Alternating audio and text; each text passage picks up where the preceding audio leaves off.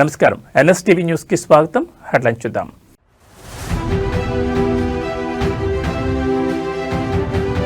Parliament budget సమావేశాలు ప్రారంభం. రాష్ట్రపతి ద్రౌపది ముర్ము ప్రసంగంతో మొదలు.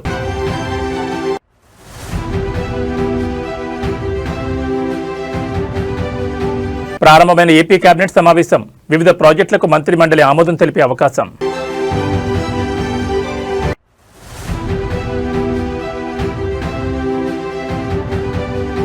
మహారాష్ట్ర డిప్యూటీ సీఎం అజిత్ పవార్ దుర్మరణం. బారామతిలో ల్యాండ్ అవుతుండగా విమానం క్రాష్.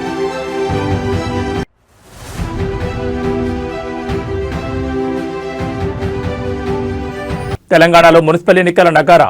నేటి నుంచే నామినేషన్ల స్వీకరణ.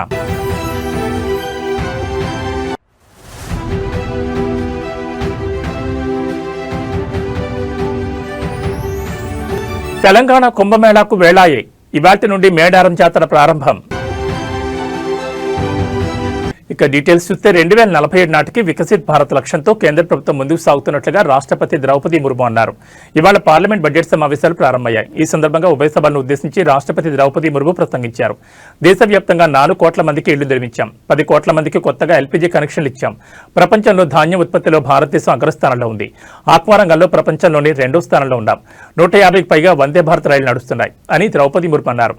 ఇన్కమ్ ట్యాక్స్ లో కీలక సంస్కరణలు తీసుకొచ్చాం. 12 లక్షల వరకు ఆదాయ పన్ను మినహాయింపు కల్పించడంతో మధ్యతరగతి ప్రజలకు మేలు జరిగింది. ఆధునిక టెక్నాలజీ పవర్ హౌస్ గా భారత్ను మారుస్తున్నాం. పీఎం సూర్యఘర్ యోజనతో సాధారణ ప్రజలు కూడా విద్యుత్ ఉత్పత్తి చేస్తున్నారు. ఈశాన్య రాష్ట్రాల్లో రైలు కనెక్టివిటీని పెంచామని రాష్ట్రపతి ద్రౌపది ముర్ము అన్నారు. ఇదిలా ఉంటే పార్లమెంట్లో విపక్షాలు ఆందోళన చేస్తున్నాయి. జీ రామ్జీ సర్కు వ్యతిరేకంగా నినాదాలు చేశారు. ఈ సమావేశాలు 2 విడతలుగా జరగనున్నాయి. జనవరి 28 నుంచి ఫిబ్రవరి 13 వరకు, మార్చి 9 నుంచి ఏప్రిల్ 2 వరకు జరగనున్నాయి. ఫిబ్రవరి 1న ఆర్థిక మంత్రి నిర్మలా సీతారామన్ బడ్జెట్ ప్రవేశపెట్టనున్నారు.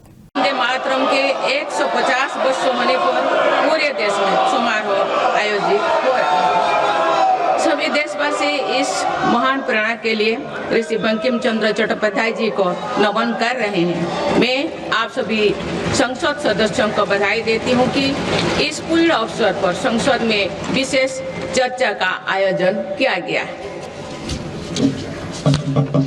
माननीय सदस्यगण, इसी दौरान देशवासियों ने श्री गुरु तेग बहादुर जी का 350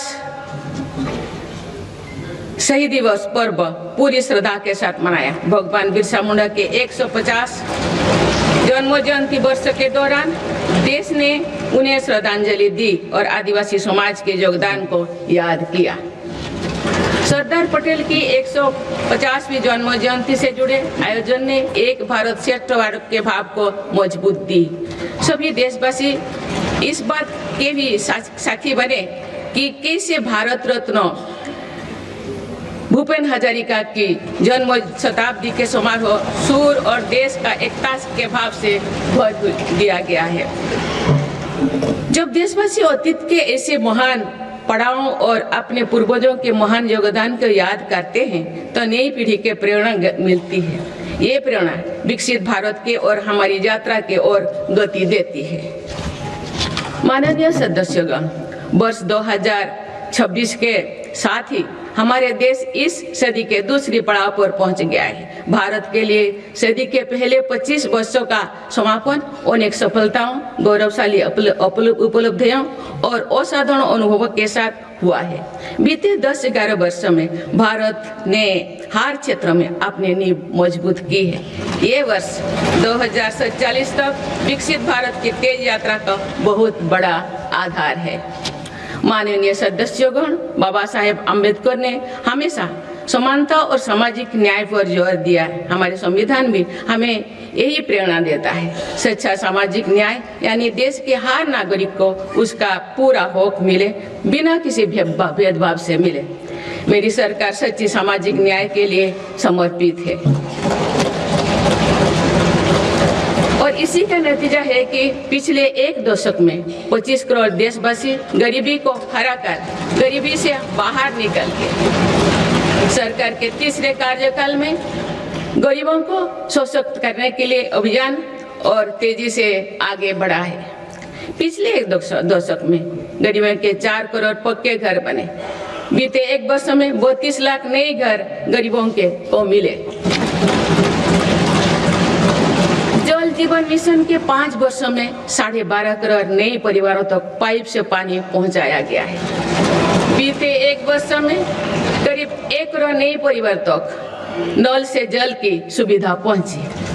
उज्ज्वला योजना के माध्यम से अब तक 10 करोड़ से ज्यादा परिवारों को एलपीजी कनेक्शंस मिले हैं और ఏపీ ముఖ్యమంత్రి చంద్రబాబు నాయుడు అధ్యక్షతన ఏపీ కేబినెట్ సమావేశమైంది. అమరావతి వెలగపూడిలోని సచివాలయంలో కీలక సమావేశం జరుగుతోంది. రాష్ట్ర సర్వతోముఖ అభివృద్ధి లక్ష్యంగా జరుగుతున్న ఈ సమావేశంలో సుమారు 35కి పైగా కీలక అంశాలపై అజెండాను రూపొందించినట్టు తెలుస్తోంది. ప్రధానంగా రాబోయే అసెంబ్లీ బడ్జెట్ సమావేశాల షెడ్యూల్ ఖరారుతో పాటు రాష్ట్ర బడ్జెట్ రూపకల్పన, సంక్షేమ పథకాలకు నిధుల కేటాయింపుపై ఈ సమావేశంలో సుదీర్ఘంగా చర్చిస్తారని సమాచారం. ముఖ్యంగా రాజధాని అమరావతి నిర్మాణ పనులు వేగవంతం, కొత్త పరిశ్రమల స్థాపన కోసం వివిధ సంస్థలకు భూ కేటాయింపులు, పాలనాపరమైన సంస్కరణలపై కేబినెట్ పలు కీలక నిర్ణయాలు తీసుకోనుంది. ఇటీవలి ముఖ్యమంత్రి దావోస్ పర్యటనలో కుదిరిన పెట్టుబడుల ఒప్పందాల అమలుపై కూడా మంత్రివర్గం చర్చించనుందని అధికార వర్గాలు తెలిపాయి. అయితే రాజకీయంగా ప్రాధాన్యం ఉన్న ఢిల్లీ పర్యటన కారణంగా డిప్యూటీ సీఎం పవన్ కళ్యాణ్ ఈ సమావేశానికి హాజరు కాలేకపోయారు. రాష్ట్ర భవిష్యత్తును దృష్టిలో ఉంచుకుని తీసుకునే ఈ నిర్ణయాలు ఏపీ రాజకీయ, ఆర్థిక ముఖచిత్రంలో అత్యంత కీలకం కానున్నాయని విశ్లేషకులు అంటున్నారు.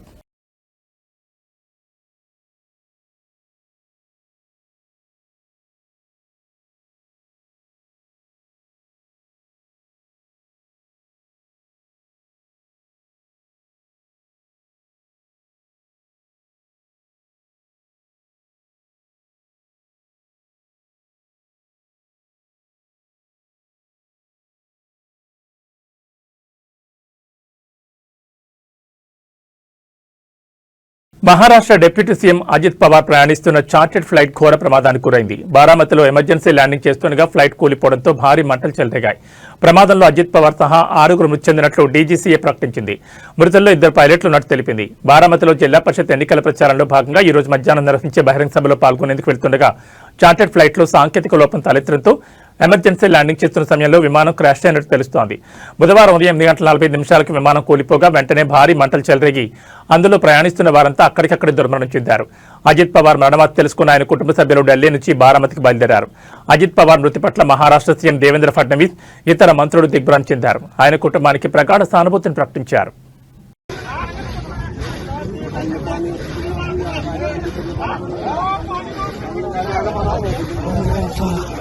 Malis baka kim kayo kali ko. Tumatas dito. Ay ka?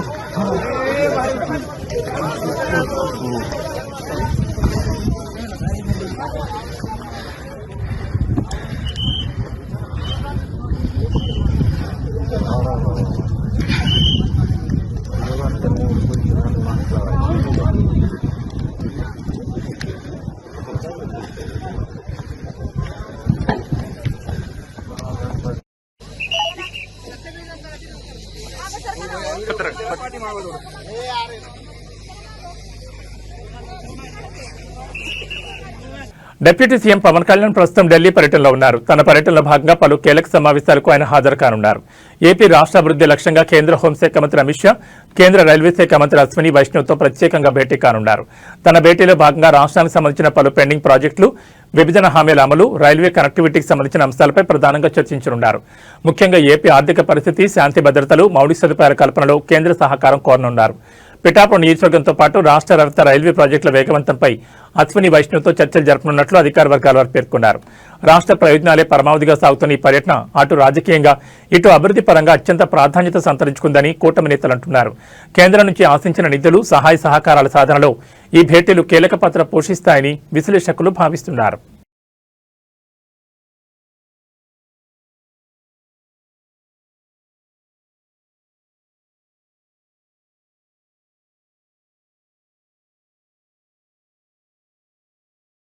తెలంగాణలో మున్సిపల్ ఎన్నికలకు నగారా మోగింది. వచ్చే నెలలో ఒకే విడతలో ఎన్నికలు జరగనున్నాయి. ఫిబ్రవరి 11న పోలింగ్, 13న కౌంటింగ్ జరగనుంది. 16వ తేదీన మేయర్లు, చైర్మన్ల ఎన్నిక జరుగుతుంది. నోటిఫికేషన్ విడుదలతోనే రాష్ట్రంలో ఎన్నికల కోడ్ అమల్లోకి వచ్చేసింది. పురపోరు కోసం 3 ప్రధాన పార్టీలు పోటాపోటీగా సిద్ధమవుతున్నాయి. పంచాయతీ ఎన్నికల ఫలితాలు కంటిన్యూ చేయాలని కాంగ్రెస్, సత్తా చాటాలని బీఆర్ఎస్, పట్టణ ప్రాంతాలపై పట్టు నిరూపించుకోవాలని బీజేపీ చూస్తున్నాయి. తెలంగాణలో మరోసారి ఎన్నికల హీట్ పెరనుంది. ఇప్పటికే జరిగిన అసెంబ్లీ, పార్లమెంట్ ఎన్నికల్లో కాంగ్రెస్ పార్టీ ఘన విజయం సాధించగా, హోరాహోరీగా సాగిన సర్పంచ్ ఎన్నికల్లో కాంగ్రెస్ మద్దతు పొందిన అభ్యర్థులు అధిక సంఖ్యలో గెలిచి తొలి స్థానంలో నిలవగా బీఆర్ఎస్ 2వ స్థానం, బీజేపీ 3వ స్థానంతో సరిపెట్టుకున్నాయి. కాగా గ్రామస్థాయిలో ప్రశాంతంగా ముగిసిన ఈ ఎన్నికల తర్వాత ఇప్పుడు పట్టణ రాజకీయాలకు తెరలేచే సమయం వచ్చింది. తెలంగాణలో మున్సిపల్ ఎన్నికల నగారా మోగింది. రాష్ట్రాల్లో 116 మున్సిపాలిటీలు, 7 కార్పొరేషన్లకు ఎన్నికల నోటిఫికేషన్ విడుదలైంది. ఇందుకు సంబంధించి నేటి నుంచి నామినేషన్ల స్వీకరణ మొదలు కానుంది. ఫిబ్రవరి 11వ తేదీన ఓటింగ్ జరగనుంది. 13వ తేదీ ఉదయం 8 గంటల నుంచి కౌంటింగ్ ఉంటుంది. నేటి నుంచి ఆయా మున్సిపాలిటీలు, కార్పొరేషన్లలో నామినేషన్ల స్వీకరణ ప్రారంభమవుతుంది. జనవరి 30 నామినేషన్లకు చివరి తేదీ. జనవరి 31న నామినేషన్ల పరిశీలన ఉంటుంది. ఫిబ్రవరి 1న స్కూట్నీపై అభ్యంతరాలు స్వీకరిస్తారు. ఫిబ్రవరి 2న అభ్యంతరాలపై తుది నిర్ణయం తీసుకుంటారు. ఫిబ్రవరి 3 నామినేషన్లకు ఉపసంహరణకు చివరి తేదీ. అదే రోజున ఎన్నికల్లో పోటీ చేసే అభ్యర్థుల తుది జాబితాను ప్రకటిస్తారు.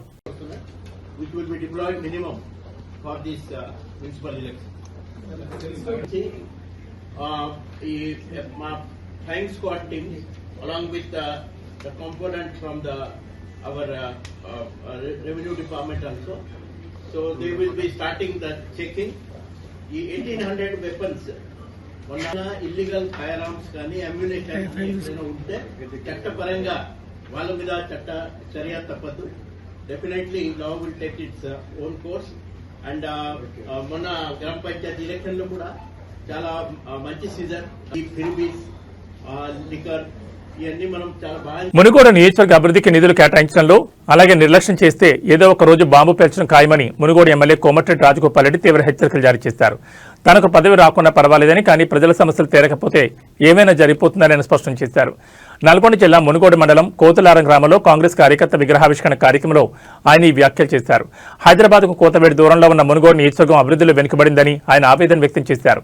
నియోజకవర్గంలో పనులు చేపట్టిన బిల్లులు ఇవ్వకపోవడంతో కాంట్రాక్టర్లు పనులు సగంలో నిలిపివేసి చేతులెత్తేస్తున్నారని ఆయన ఆందోళన వ్యక్తం చేశారు. ఈ విషయాన్ని సీఎం దృష్టికి తీసుకెళ్లాలని, వారం రోజుల్లో పూర్తిస్థాయి బిల్లులు చెల్లిస్తామని హామీ ఇచ్చిన సీఎం 3 వారాలు గడిచినా ఒక్క బిల్లు కూడా చెల్లించలేదని అన్నారు. రాష్ట్రంలో కేవలం సీఎం, మంత్రుల నియోజకవర్గాల్లోనే అభివృద్ధి పనులకు నిధులు మంజూరు చేసి అభివృద్ధి చేసుకుంటున్నారు తప్ప ఎమ్మెల్యేల నియోజకవర్గాల్లో బిల్లులు ఇవ్వకపోగా నూతన పనులకు కూడా మంజూరు చేయడం లేదని ఆయన ఆవేదన వ్యక్తం చేశారు.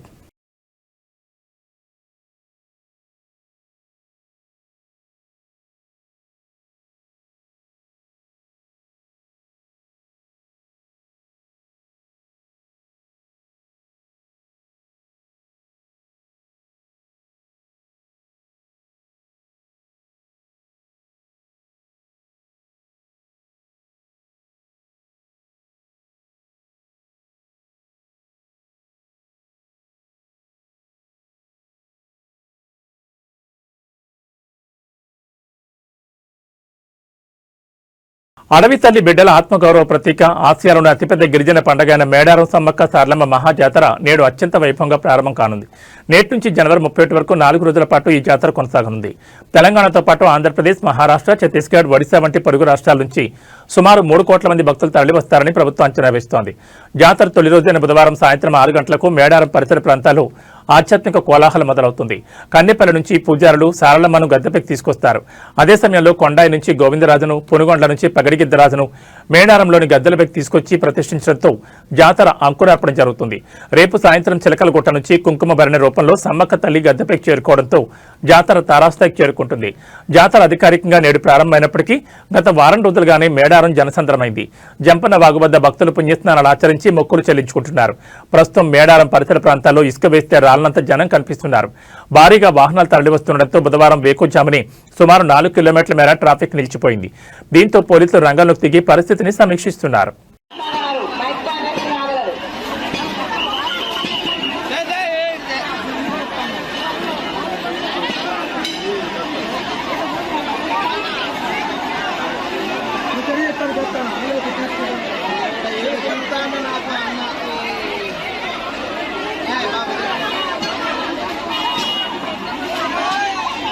వర్ధనపేట మాజీ ఎమ్మెల్యే ఆరూరు రమేష్ తిరిగి సొంత గూటికి చేరుకోనున్నారు. బీజేపీ ప్రాథమిక సభ్యత్వానికి సోమవారం రాజీనామా చేసిన రమేష్ ఇవాళ సాయంత్రం 6 గంటలకు హైదరాబాద్లోని తెలంగాణ భవన్లో బీఆర్ఎస్ వర్కింగ్ ప్రెసిడెంట్ కేటీఆర్ సమక్షంలో ఆయన గులాబీ కండువా కప్పుకోనున్నారు. వర్ధనపేట మున్సిపల్ ఎన్నికల వేళ ఆరూరు రమేష్ తిరిగి బీఆర్ఎస్ పార్టీలో చేరనుండడంతో రాజకీయ ప్రాధాన్యం సంతరించుకుంది. 2024 మార్చిలో బీఆర్ఎస్ ను వీడి బీజేపీలో చేరిన రమేష్ అదే ఏడాది జరిగిన లోక్సభ ఎన్నికల్లో వరంగల్ పార్లమెంట్ నియోజకవర్గం నుంచి బీజేపీ అభ్యర్థిగా పోటీ చేసి ఓడిపోయారు. ఆ తర్వాత రాజకీయంగా ఆశించిన స్థాయి ప్రాధాన్యం లభించకపోవడం, పార్టీలో క్రియాశీలక ప్రాధాన్యం తగ్గిపోవడం ఆయన అసంతృప్తికి కారణమైనట్టు తెలుస్తోంది.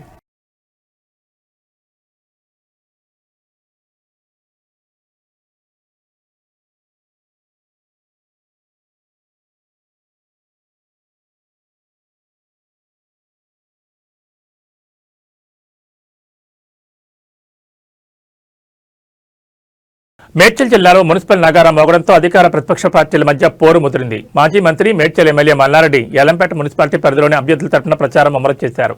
యల్లంపేట కౌన్సిలర్ అభ్యర్థులను భారీ మెజార్టీతో గెలిపించాలని ఆయన ఓటర్లను అభ్యర్థిస్తున్నారు. యల్లంపేటతో పాటు మూడుచింతలపల్లి, అలియాబాద్ మున్సిపాలిటీలో కూడా బీఆర్ఎస్ జెండా ఎగురవేయడమే లక్ష్యంగా ఆయన ప్రణాళికలు సిద్ధం చేశారు. అభ్యర్థుల ఎంపికలో స్థానిక నాయకులు, కార్యకర్తల అభిప్రాయాలకు ప్రాధాన్యమిస్తామని, అందరూ కలిసికట్టుగా పనిచేయాలని ఆయన పిలుపునిచ్చారు. ఇప్పటికే ఆయా మున్సిపాలిటీలకు పార్టీ అధిష్టానం ఇన్ఛార్జీలను కూడా నియమించింది. ప్రభుత్వంపై ఉన్న వ్యతిరేకతను అనుకూలంగా మార్చుకుని మున్సిపల్ ఎన్నికల్లో క్లీన్ స్వీప్ చేయాలని మల్లారెడ్డి తన అనుచరులకు దిశానిర్దేశం చేస్తున్నారు.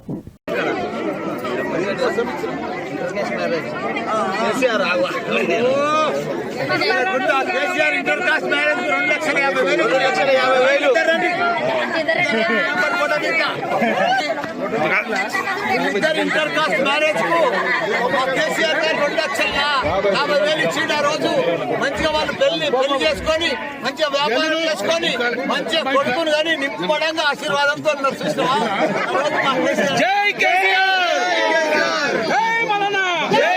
వేగంగా వెళ్తున్న కారు అదుపు తప్పి పిల్లను ఢీకొట్టడంతో ఇద్దరు ప్రాణాలు కోల్పోయారు. ఈ షాకింగ్ ఘటన హైదరాబాద్ నగరం మేడిపల్లి పోలీస్ స్టేషన్ పరిధిలో చోటు చేసుకుంది.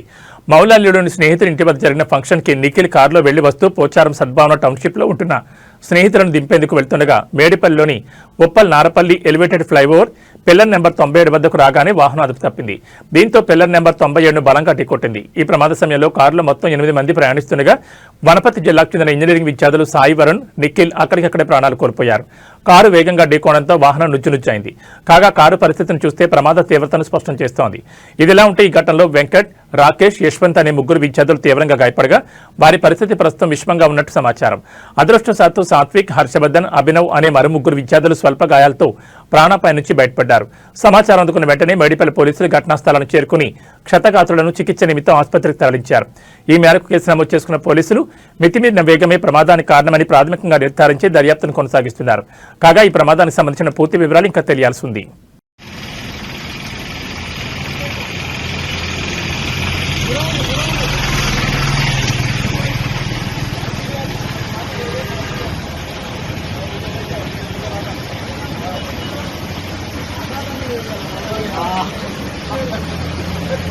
ఓ ఆటో బోల్తా కొట్టడంతో మద్యం సీసాలు రోడ్డున పడిన ఘటన చిత్తూరు జిల్లాలో చోటు చేసుకుంది. పోలీసులు తెలిపిన వివరాల ప్రకారం ఓ ఆటోలో మద్యం సీసాలను తరలిస్తున్నారు.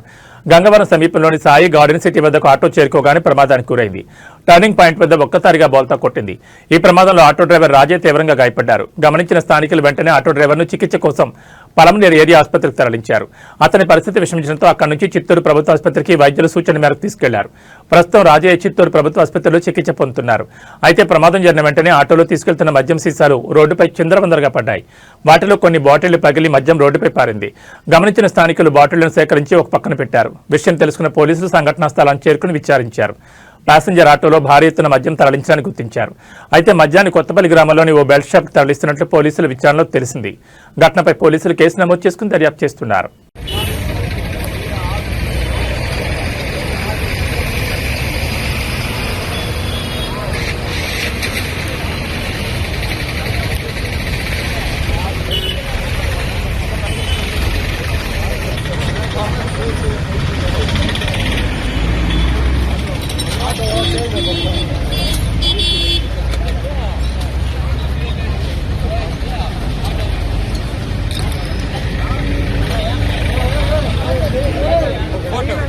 బంగారం, వెండి ధరలు అడ్డు అదుపు లేకుండా పెరుగుతున్నాయి. వెండి ధర అయితే ఊహకంద నీతిలో పెరుగుతూ సామాన్యుడికి షాకుల మీద షాకులు ఇస్తోంది.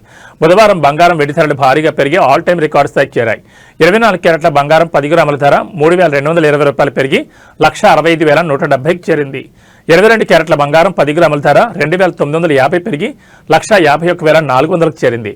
18 క్యారెట్ల బంగారం కూడా 2,420 పెరిగి 10 గ్రాముల ధర 1,23,880కి ఎగబాకింది. వెండి ధరలు ఊహించని రీతిలో పెరిగాయి. ఇవాళ కేజీ వెండి ధర ఏకంగా 13,000 పెరిగి 4 లక్షలకు చేరింది. 10 గ్రాముల వెండి ధర 4,000 ఉంది.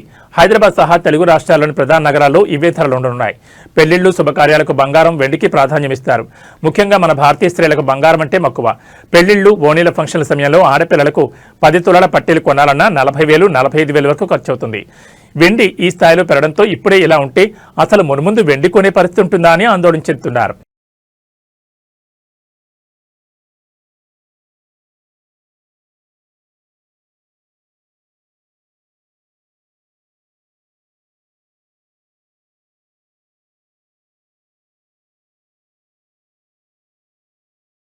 ఇవి బులెటిన్ విశేషాలు. నమస్కారం.